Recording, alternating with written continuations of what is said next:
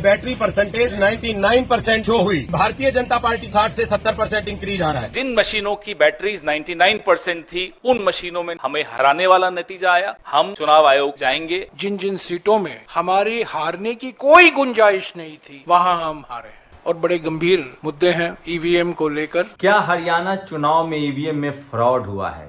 क्या हरियाणा चुनाव में सबसे बड़ी गड़बड़ी हुई है?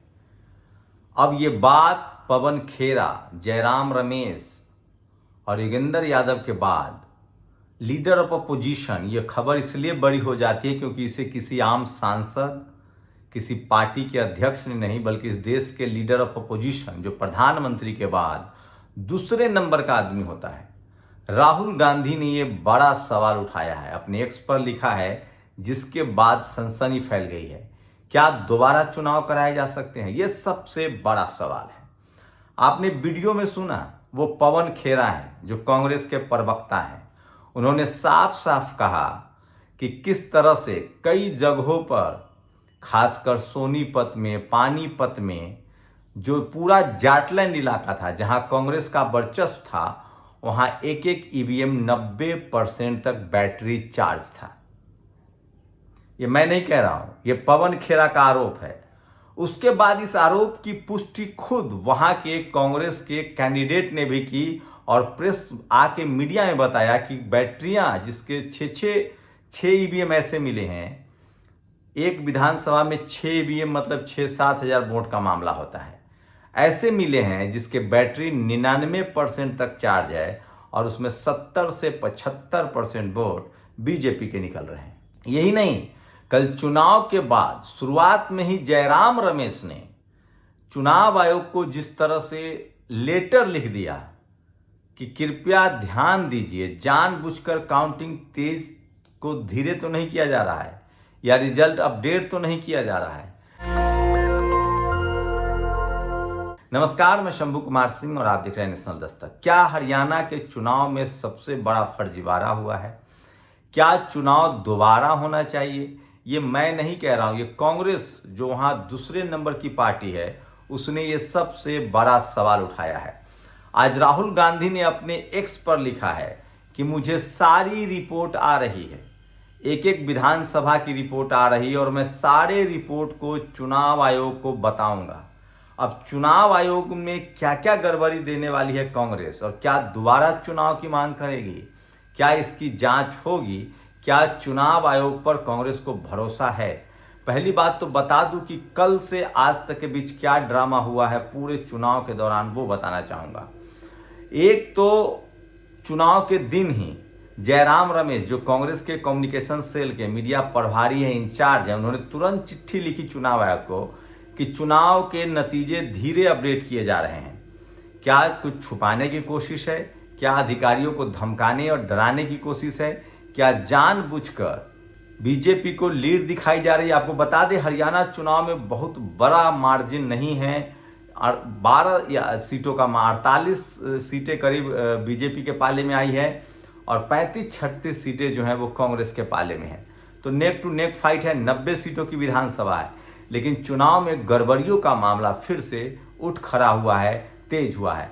आम लोग जहां एलन मस्क के उस बयान को कोट कर रहे हैं जिसमें उन्होंने कहा था, अमेरिका के बड़े बिजनेसमैन हैं, आप सब जानते हैं एलन मस्क को, टेस्ला के मालिक है, स्पेस एक्स के मालिक हैं, एक्स के भी मालिक है। वहीं उन्होंने कहा था कि किसी भी इलेक्ट्रॉनिक चीज़ को हैक किया जा सकता है। अब लोग कह रहे हैं कि जब पेजर से धमाका हो सकता है तो ईवीएम क्या चीज़ है? वहीं कल जिस तरह से कांग्रेस के एक नेता ने मीडिया के सामने आके कहा कि 99% तक बैटरी चार्ज है, आप सुनिए। बैटरी परसेंटेज 99% शो हुई। भारतीय जनता पार्टी 60 से 70% इंक्रीज आ रहा है। इसके बाद कांग्रेस आला कमान के कान खड़े हो गए और शाम होते होते कांग्रेस के 2 बड़े नेता, प्रवक्ता, एक तो मेंबर ऑफ पार्लियामेंट भी है, जयराम रमेश ने ईवीएम को लेकर सवाल खड़े कर दिए। उसके बाद पवन खेरा ने कहा कि 99% तक बैटरी चार्ज है, ये कैसे हो सकता है? और जो बैटरियां चार्ज है उसमें सबसे ज़्यादा बीजेपी के ही वोट क्यों निकल रहे हैं?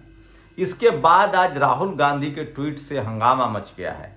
राहुल गांधी ने एक्स पर सरेआम लिखा है कि चुनाव आयोग को मैं सारी गड़बड़ियों की जानकारी दूंगा। इस खबर की गंभीरता इसलिए बड़ी हो जाती है क्योंकि राहुल गांधी अब सिर्फ मेंबर ऑफ पार्लियामेंट नहीं है। राहुल गांधी सिर्फ कांग्रेस के नेता नहीं है।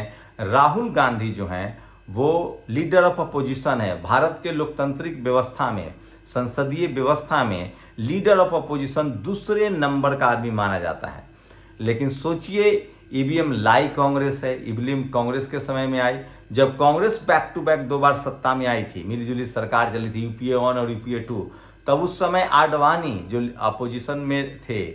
उसके बाद आपको बता दें कि नरसिम्हा ने तो किताब लिख दी थी। आडवाणी भी ईवीएम के खिलाफ थे। ईवीएम के खिलाफ लोग सुप्रीम कोर्ट में भी गए हैं। सुब्रमण्यम स्वामी सुप्रीम कोर्ट में गए। ईवीएम को सुप्रीम कोर्ट ने भी संदिग्ध माना है। उसके बाद वीवीपैट लगाने का आदेश हुआ था।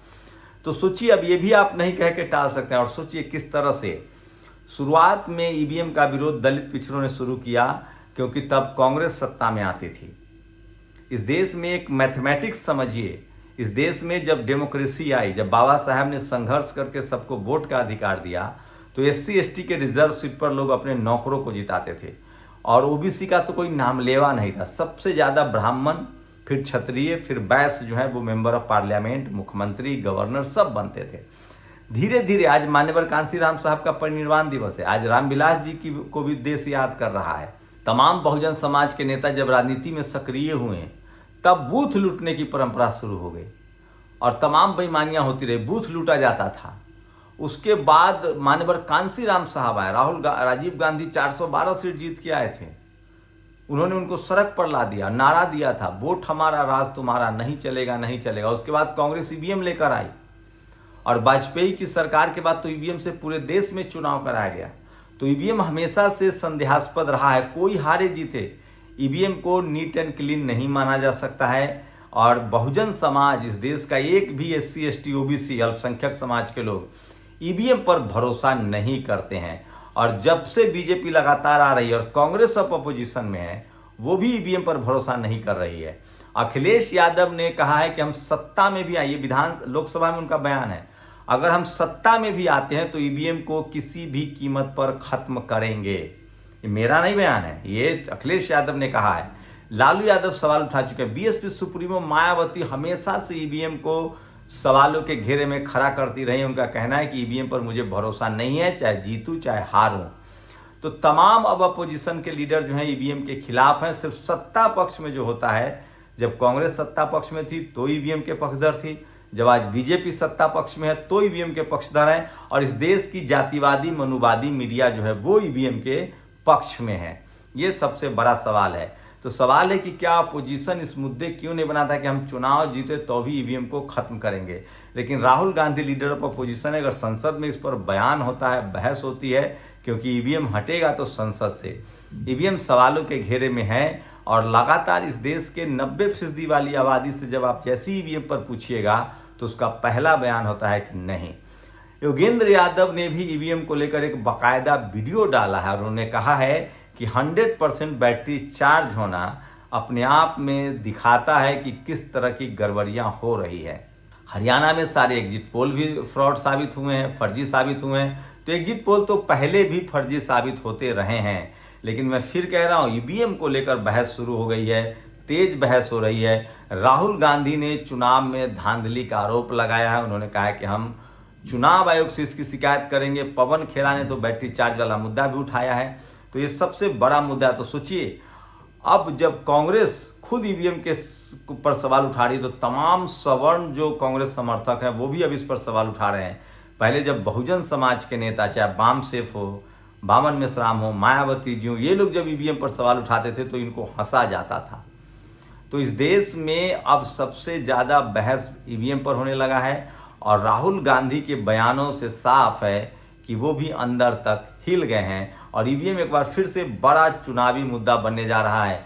3 राज्यों में इसके बाद चुनाव है, 4 राज्यों में, महाराष्ट्र में चुनाव होना है, झारखंड में चुनाव होना है, दिल्ली में चुनाव होना है, उसके बाद यूपी और बिहार तक में चुनाव होना है। और ऐसे में ईवीएम बड़ा मुद्दा बन सकता है। और हरियाणा चुनाव के बाद फिर से बहस शुरू हो गई ईवीएम को लेकर। वैसे लोकसभा चुनाव के बाद भी राहुल गांधी के आरोप थे कि सारे मैनेजमेंट के बाद भी जनता ने एक तरफा वोट देकर बीजेपी को 241 पर रोक दिया है। क्योंकि यूपी में बीजेपी से SC ST OBC की बहुत नाराजगी है जो झारखंड में नहीं थी।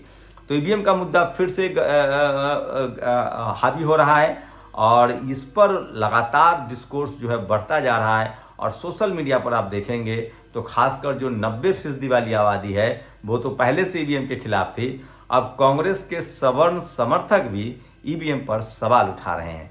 क्या आप लोग की राय, ईवीएम सही है या गलत? आपकी राय हमारे लिए बहुत जरूरी है। शुक्रिया।